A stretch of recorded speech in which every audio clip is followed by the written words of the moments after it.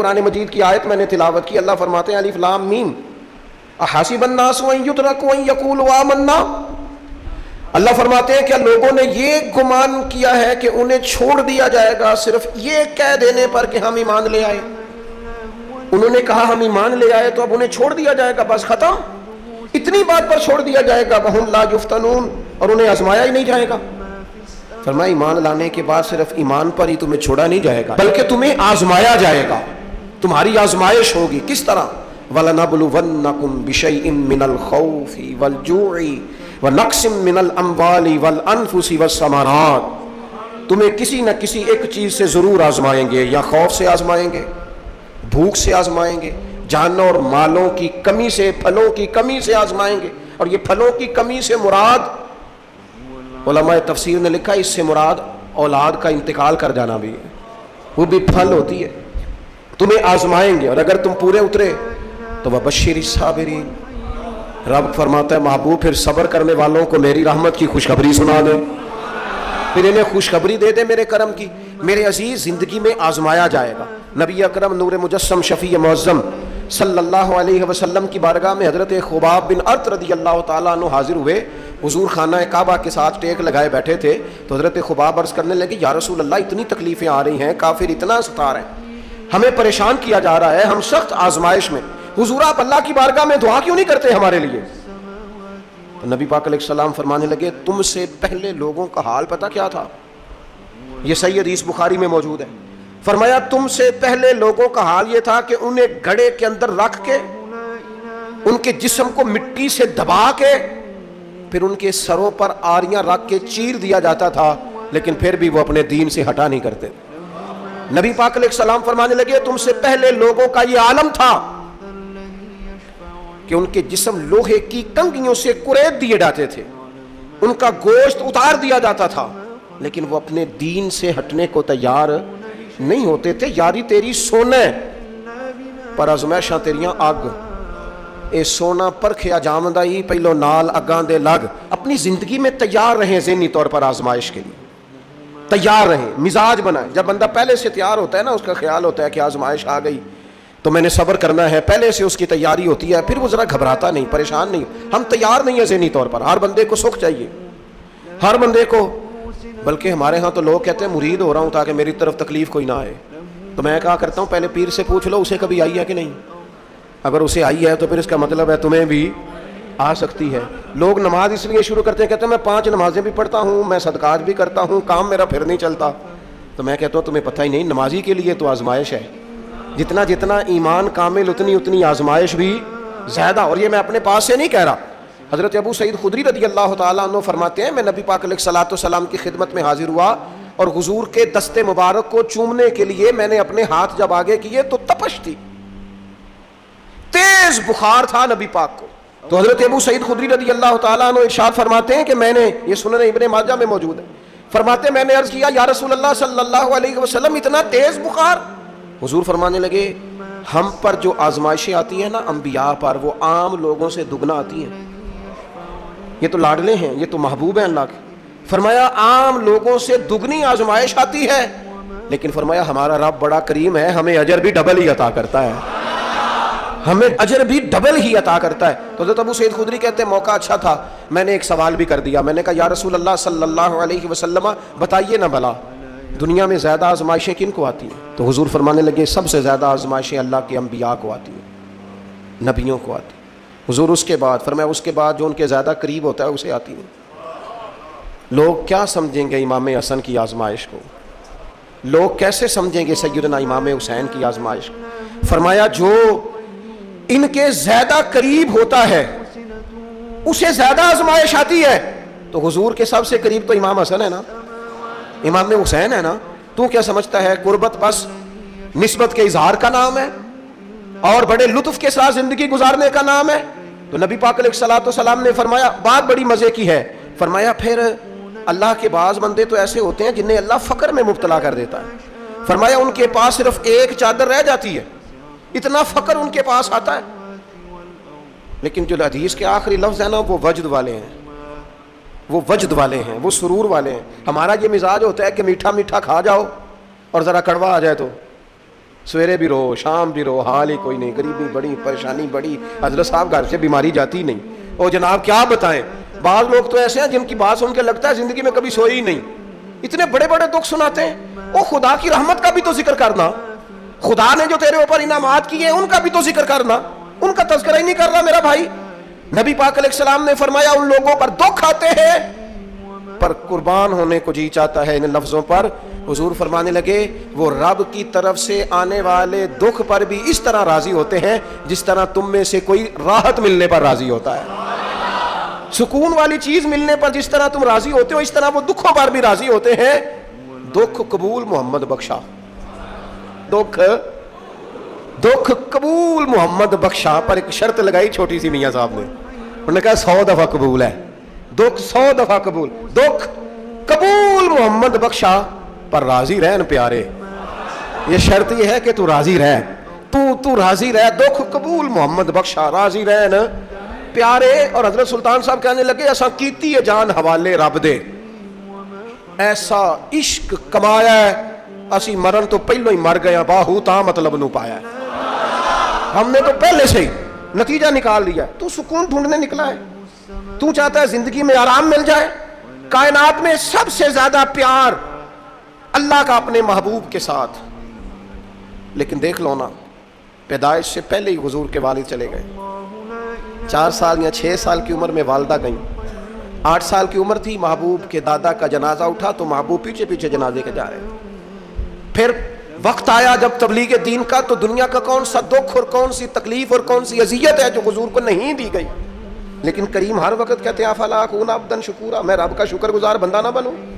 ہر مقام پر کبھی بدر کبھی احد، اور ہر طرح کی تکلیف، ہر طرح کی تکلیف، کبھی بیٹیوں کا دکھ، کبھی سیدہ عائشہ صدیقہ کے بارے میں منافقوں کی نازیبہ گفتگو، سارے دکھ محبوب کی حیات پاک میں رہے، کریم نے ان دکھوں کو برداشت کیا۔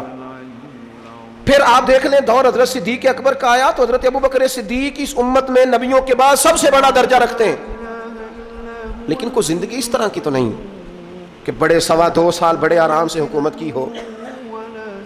منکرین زکوٰۃ سے لڑنا پڑا حضرت ابوبکر صدیق کو، آزمائش تھی، لوگ منکر ہو گئے زکوٰۃ کے، حضرت صدیق اکبر لڑے، ختم نبوت کے تحفظ کے لیے لشکر تیار کیے، بہت سارے مسائل کا سامنا کرنا پڑا، صبح دن راتیں جناب ابوبکر نے مشقت کر کے خلافت اسلامیہ کو مضبوط کیا۔ دور حضرت عمر کا آیا، ساری دنیا مدینہ منورہ میں اندر سے دروازے بند کر کے سخت گرمی میں سوتی ہے، اور جناب عثمان غنی کہتے ہیں کہ میں نے فاروق اعظم کو 60 سال کی عمر میں دیکھا کہ مال غنیمت کے 2 اونٹ دوڑ گئے تو عمر بھاگے جا رہے ہیں، ان اونٹوں کو لے کے آ رہے ہیں، اور میں کہتا ہوں جناب آپ آرام کرتے، ساری دنیا سو رہی ہے۔ فرمایا سویا کرتا تھا کبھی خلیفہ بننے سے پہلے۔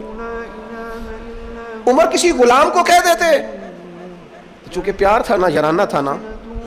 حضرت عثمان بڑی محبت سے کہتے ہیں امیر المومنین کسی غلام سے کہتے ہیں اگر مال غنیمت کے اونٹ چلے گئے تھے تو لے آتا، تو حضرت عثمان کے کندھے پہ ہاتھ رکھ کے جناب عمر رو پڑے، کہنے لگے یار یہ حضور کے دین کی امانت بڑی ذمہ داری ہے،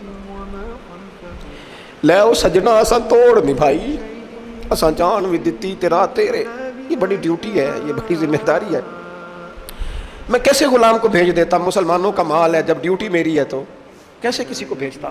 یہ آزمائش ہے، یہ دکھ ہے۔ 22-24 لاکھ مربع میل کے حکمران حضرت عثمان غنی، ان کا دور آ گیا، یعنی وہ شخص جس نے چڑھتی جوانی میں بھی نظریں جھکا کے رکھی، اور جس شخص نے اپنا سارا مال دین پر قربان کر دیا، اس کے گھر کا گھیرا تنگ کر لیا گیا۔ بہت بڑی ذمہ داری حضرت عثمان پر آئی، بڑی۔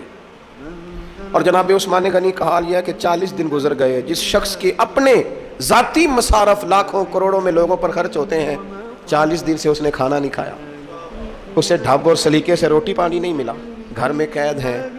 لوگوں نے کہا عثمان ہمیں اجازت دے دیں ہم لڑیں، کہنے لگے کیسے دے دوں، حضور کا مدینہ اور میری وجہ سے خون بہہ جائے، بس میرے اوپر آئی ہے تو میں نبھاؤں گا، یہ ذمہ داری ہے۔ کہا پھر عثمان خلافت، فرمایا یار یہ بھی میری مجبوری ہے، میرے نبی پاک نے فرمایا تھا عثمان اللہ تمہیں قمیض پہنائے گا، لوگ اتارنا چاہیں گے، دیکھنا اتارنا نہ، وہ قمیض نہ اتارنا کیسے چھوڑ دوں۔ حضرت عثمان بھی شہید ہو گئے، جناب عمر بھی شہید ہو گئے، حضرت علی المرتضیٰ شیر خدا وہ کیا 9-10 سال کی عمر سے حضور کے ساتھ چلے، ہر غزوے میں، ہر میدان میں، ہر جہاد میں، ہر جگہ آگے آگے۔ ان لوگوں نے دین سے نفع نہیں لیے۔ حضرت علی المرتضیٰ شیر خدا تو کوفے کی جامع مسجد کے پاس کھڑے ہو کے کہتے تھے میری کوئی بندہ زیرہ خرید لے۔ امیر المومنین کہہ رہے ہیں میری طامت زیادہ پھٹ گئی ہے، اب تو پیوند لگنے کی جگہ بھی کوئی نہیں بچی، یہ زیادہ پھٹ گئی ہے، اگر مزید پیوند لگ سکتے ہوتے تو میں زیرہ نہ بیچتا، یہ میری زیرہ کوئی خرید لے، کوئی خرید لے زیرہ۔ حضرت مولا علی شیر خدا 63 سال کی عمر مبارک، اور جب کوفے میں آپ کو خنجر لگا، زخم لگا، تو لوگ بیٹے کو بلاتے ہیں، آواز دیتے ہیں، لیکن جناب شیر خدا مولا علی مرتضیٰ مشکل کشا العطا حضرت علی المرتضیٰ شیر خدا زیر لب ہلکا سا مسکرائے، ادھر دیکھیے گا، اور مسکرا کے پتہ کیا فرمانے لگے، کہنے لگے فزت برب الکعبہ، لو بھائی کعبے کے رب کی قسم علی کامیاب ہو گیا ہے، کامیابی مل گئی۔ آج بات امام حسن کی آئی، امام حسن کو زہر دیا گیا، انتڑیاں نہ کٹ کٹ کے باہر گر رہی،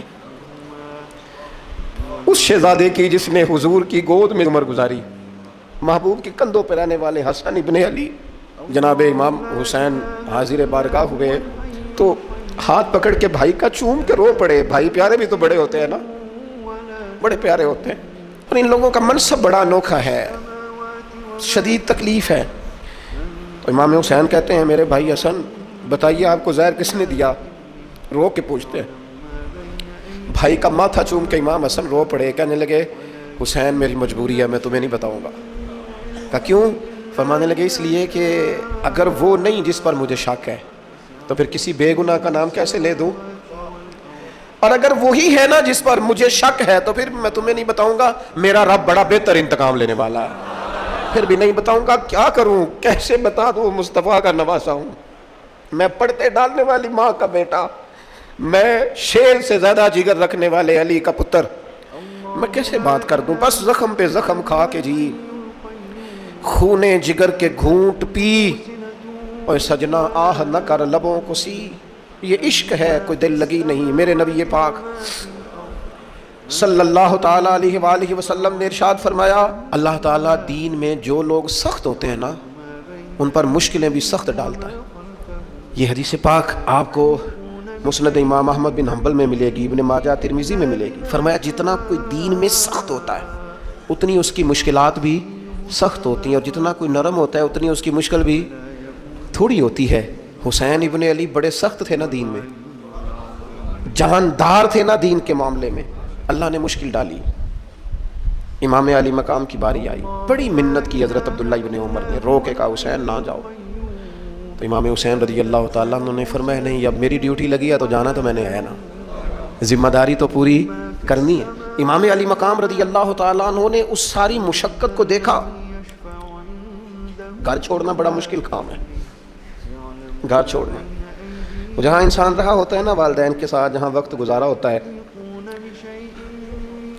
کبھی بندہ بوڑھا بھی ہو جائے تو خوابیں اپنے پرانے مکان کی آتی ہے، خواب بھی کبھی آئے نا تو وہیں گھومتا انسان اپنے آپ کو پاتا ہے، لیکن امام حسین نے کہا کہ بس اب وقت آیا ہے تو اب یہ چھوڑنا ہے۔ ہم نہ قربانی دیے بغیر پاس ہونا چاہتے ہیں، ہم کوئی مشقت سہے بغیر نمبر لینا چاہتے ہیں، ہم کوئی کام کیے بغیر رتبہ پانا چاہتے ہیں، ایسا ہوتا نہیں نا، یہ ممکن نہیں۔ آپ تاریخ پڑھیں نا انبیاء کی، حضرت نوح علیہ السلام نے 950 سال محنت کی ہے، اور میں سورہ ہود دیکھتا ہوں تو میں وہ انداز دیکھتا ہوں جس طرح کفر ان سے بات کرتا تھا، بڑی جدوجہد کی حضرت نوح نے، لیکن پتہ ہے دکھ اس سے بڑا کیا دیکھا، اپنا بیٹا ہی کافر ہو گیا۔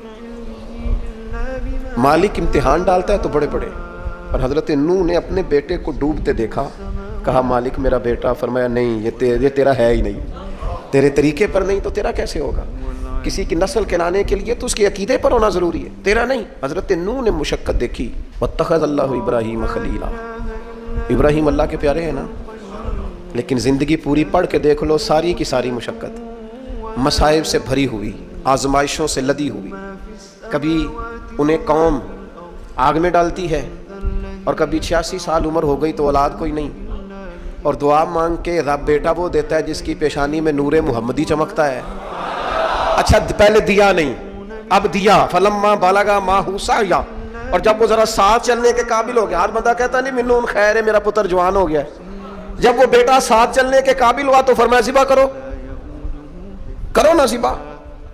تھوڑی دیر کے لیے دل پہ ہاتھ رکھ کے بتاؤ، اور بچے کو بخار چڑھ جائے تو نیند نہیں آتی، مائیں منتیں مانگتی پھرتی ہیں، روتے پھرتے ہیں باپ، بچے کی طبیعت ٹھیک نہیں، فقط بیمار ہے، اور جس سے یہ کہا جائے ذبح کر، جناب ابراہیم تیار ہو گئے اور بیٹے کو ذبح کر دیا، چھری چلا دی۔ وہ تو مالک نے کہا کہ ابراہیم تم پر سلام ہو، تم نے اپنا خواب سچ کر دکھایا۔ ساری زندگی دیکھیں نا آپ آزمائشوں سے بھری، ادھر آ جائے نا جناب ایوب ہیں، کتنے بیمار ہو گئے، کتنے بیمار ہو گئے، 12 سال گزر گئے طبیعت خراب کو، 8 دن کے بخار میں لوگوں کے شکوے، 12 سال بیت گئے تو قبول محمد بخشا، بس عرض اتنی ہے کہ راضی رہن پیارے۔ آپ دیکھیں نا جناب یعقوب پیارے ہیں نا اللہ کے، لیکن آدھی زندگی روتے گزر گئی بیٹے کی یاد۔ جناب یوسف پیارے ہیں نا، سونا بنا کے نا، اور باپ کا لاڈلا بنا کے نا، محبت پوری کرا کے، پیار پورا۔ یا بنی لا تقصص رؤیاک علی اخوتک فیکیدوا لک کیدا ان الشیطان للانسان عدو مبین۔ او میرے بیٹے بھائیوں سے بات نہ کرنا ورنہ وہ کوئی چال چلیں گے، شیطان آدمی کا کھلا دشمن ہے۔ اتنا دنیا میں پیارا بچہ اور اس وقت کوئی نہیں تھا جتنے جناب یوسف ہیں، پر یوسف کبھی بھائیوں کی مار کھائیں، کبھی کنویں میں جائیں، کریم کا کرم ہے نا، کنویں میں پھینکے تو بچا لے، لیکن وہاں سے نکلے تو پھر وہ بکے، پھر کبھی یہاں بکے، کبھی مصر کے بازار میں بکے۔ او یار تو غور تو کر، وہی جناب یوسف اللہ کے پیغمبر پھر جیل جائے، ساری تکلیفیں سہ کے فرمایا لو یوسف اب میں تمہیں مصر کا بادشاہ بناتا ہوں۔ آپ جس کی بھی تاریخ ٹٹول کے لائیں گے نا وہ آزمائشوں والی والا نہ بولو وَنَّكُمْ بِشَيْءٍ مِّنَ الْخَوْفِ، ہم ضرور تمہیں آزمائیں گے۔ امام حسین کی باری آئی، وطن چھوڑنا ہے حسین کو، امام علی مقام نے کہا کہ ہجرت کی تھی نا، حضور نے بھی وطن چھوڑا تھا، دور کھڑے ہیں نانا تیرے کرم کے خزینے کی خیر ہو، میں جا رہا ہوں تیرے مدینے کی خیر ہو۔ پھر حسین ابن علی وہاں سے نکلے، بچے ساتھ، ڈٹنا پڑا، بھوک پیاس، بچوں کا ساتھ، پھر بچوں کی شہادتیں، یہ ساری چیزیں انسان کو کمزور کر دیتی ہیں نا، لیکن جس کی شان بڑی ہوتی ہے اس کی آزمائش بھی بڑی ہوتی ہے۔ چھوٹی چھوٹی باتوں سے گھبرا جانے والی امت، ذرا ذرا سی بات پر پریشان ہو جانے والے لوگ، لڑکھڑاتے قدم، الجھے خیالات، بے چینیاں، بے قراریاں، بہتے آنسو، اور ہر وقت مظلومیت کا اظہار کرتی قوم اگر اپنے قدموں پہ کھڑا ہونا چاہتی ہے، امت اگر پھر سے امت سازی چاہتی ہے، امت اگر کھڑے ہو کے اور اللہ کی عطا پر راضی رہ کر اپنی زندگی گزارنا چاہتی ہے، ایک ہی فارمولہ ہے، اس قوم کو امام حسین کی سیرت سے آگاہ کر دو، اس امت کو نبی پاک کے شانوں والے نواسے کی عظمتیں بتا دو۔ یہ جو لوگ سہمے سہمے، ڈرے ڈرے سے، پریشان سے، کمزور سے، غریبی کی بات کرتے، دیہاتی ہونے کی بات کرتے، سہمی سہمی باتیں کرتے، انہیں کہو ڈرو نہ، وہ دیکھو پردیس میں حسین ابن علی تھوڑی دیر پہلے حضرت علی اکبر کی لاش مبارک اٹھا کے لائے ہیں اور لا کر کے خیمے میں رکھی ہے، لیکن انہیں پتا ہے کل بھی تو جانا ہے نا، انہیں پتا ہے نا کتنے کو سال جینا ہے، بالآخر جانا تو ہے نا۔ جس دھج سے کوئی مقتل میں گیا وہ شان سلامت رہتی ہے، اس جان کی کوئی بات نہیں، یہ جان تو آنی جانی ہے، موت بستر پہ بھی آ جایا کرتی ہے، لیکن جو میدانوں میں ڈٹ کے رہتے ہیں ان کو تاریخ ذرا زندہ رکھا کرتی ہے۔ کمزور زندگی نہ گزارو، ڈری ہوئی زندگی نہ گزارو، اور یہ کبھی نہ کہو ہائے حسین، ہم ہائے حسین والے نہیں، ہم واہ حسین والے ہیں۔ ہمارے بزرگوں نے ہمیں یہ سبق دیا ہے، ہم نے کہنا ہے واہ حسین۔ کیا کمال کر دی امام علی مقام نے، واہ حسین آپ کی عظمت پہ قربان۔ اتنے سارے دکھوں کے باوجود جب شانوں والے نانا کا شانوں والا پوتا، عظمتوں والی ماں کا عظمتوں والا بیٹا، جرت مند باپ کا بیٹا میدان میں نکلنے لگا ہے تو ڈرا ڈرا سہما سہما رو کے دلاسے دے کے آنسو پوچھ کے نہیں، بلکہ امام حسین نے ڈٹ کے کھڑے ہو کے وہ امامہ سر پہ باندھا جو محمد عربی نے عطا فرمایا تھا، وہ جوبہ پہنا جو نانا نے دیا تھا، وہ تلوار پکڑی جو شیر خدا مولا علی پکڑتے تھے، اور حسین میتوں کے باوجود میدان میں آئے، فرمایا سامنے کھڑے ہو جاؤ تمہیں خطبہ دینا ہے، اس لیے کہ محمد عربی کا طریقہ ہے جمعے والے دن خطبہ دیا جاتا ہے۔ پورے وثوق سے اتمام حجت کیا، اور حسین ابن علی ایسے تو نہیں تھے کہ ڈرے بڑا تھے تو ان سے تلوار نہیں چلی، انہوں نے تلوار چلائی، جو ایک ایک دو دو کر کے آتے رہے وہ کٹتے رہے، وہ کٹتے رہے، پھر آواز ایک گونجی پیچھے سے، वो अकेले अकेले क्यों जाते हो? तुम्हें पता है अली का बेटा है? अली का घर तो वो घर है कि जिस घर का हर एक बच्चा जिसे देखो वही शेर खुदा। मालूम होता है अकेले अकेले जाओगे तो तुम चेहरे की रोशनी नहीं देख रहे, आंखों की सुर्खी नहीं देख रहे, मिजाज का गलबला नहीं देख रहे, तबीयत का बागपन नहीं देख रहे, और जवानी में शहादत की लज्जत से आशना मोहम्मद का नवासा नहीं देख रहे। जरा मिल के जाओ, हाँ हाँ हुसैन इब्ने अली शहीद हुए हैं पर शान शौकत के साथ, हाँ हाँ हुसैन इब्ने अली दुनिया से तशरीफ ले गए हैं पर इज्जत वकार और अजमत के साथ। हाँ हुसैन इब्ने अली का सर कटा है, मुखालिफ ने तो अपनी तरफ से नेज़े की नोक पे चढ़ाया था, पर हुसैन का सर बोल बोल के कह रहा था देख लो मैं कट भी गया हूं फिर भी सबसे ऊंचा हूं, वो देखो मैं सबसे ऊंचा हूं, सबसे ऊंचा हूं मैं।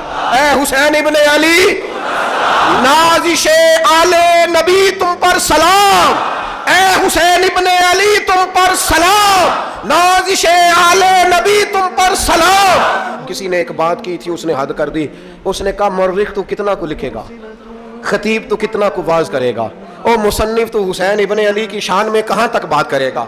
तू मेरे इमाम का बाकपन, उनकी जुर्रत, उनकी ताकत, उनकी हिम्मत, उनका कमाल, उनका सबर, उनकी इस्तकामत, उनका हौसला, उनकी जवामर्दी, उनकी हिम्मत कितनी को बयान करेगा, तू रहने दे। उसने कहा फिर क्यों रहने दूं? कहने लगे हुसैन इब्ने अली की शान रिफत कोई क्या जाने, ये हसन जाने। हुसैन इब्ने अली की शान रिफत कोई क्या जाने, ये हसन जाने, ये अली जाने, ये नबी जाने या खुदा जाने। हमारी ताकत नहीं है कि हम इमाम अली मकाम की अजमत को बयान कर, बस चुप कर मेरे अली, इत्थे जा नहीं हो। इमाम का तज़किरा बंदे को जवान करता है, बाहिम्मत करता है, जीने का हौसला देता है, मैदानों में खड़ा करता है। वही है तेरे जमाने का इमाम बरहक जो तुझे हाजिर और मौजूद से बेजार करे और मौत की शक्ल में दिखला के तुझे जलवा यार जिंदगी तेरे लिए और भी दुश्वार करे। और पलटना, झपटना, झपट कर पलटना, ये लहू गर्म रखने का है एक बहाना। लिहाजा ताकतवर बनो, बाहिम्मत बनो, करबला के वाक़े से ताकत हासिल करो। फिर कहता हूं हम हाय हुसैन वाले नहीं, हम तो वाह हुसैन वाले हैं। हमारा कहना है कि वाह हुसैन, ऐ हुसैन इब्ने अली तुम पर सलाम, नाज़िशे आले नबी तुम पर सलाम। हम कह रहे वाह हुसैन, वाह हुसैन, वाह हुसैन, वाह हुसैन, या हुसैन, वाह हुसैन, या हुसैन, वाह हुसैन, वाह हुसैन, या हुसैन, वाह हुसैन। अपने मिजाज में ताकत पैदा करो, अपने बच्चों को ये कुव्वत इरादी, कुव्वत फैसला आने वाली नस्ल को मुंतकिल करें, ये हिम्मत, जज्बा। और बिलखुसूस माओ बहनों बेटियों को बताएं कि रो के ना जियो, उस तरह जियो जिस तरह हुसैन इब्ने अली की बहन ने जी के दिखाया।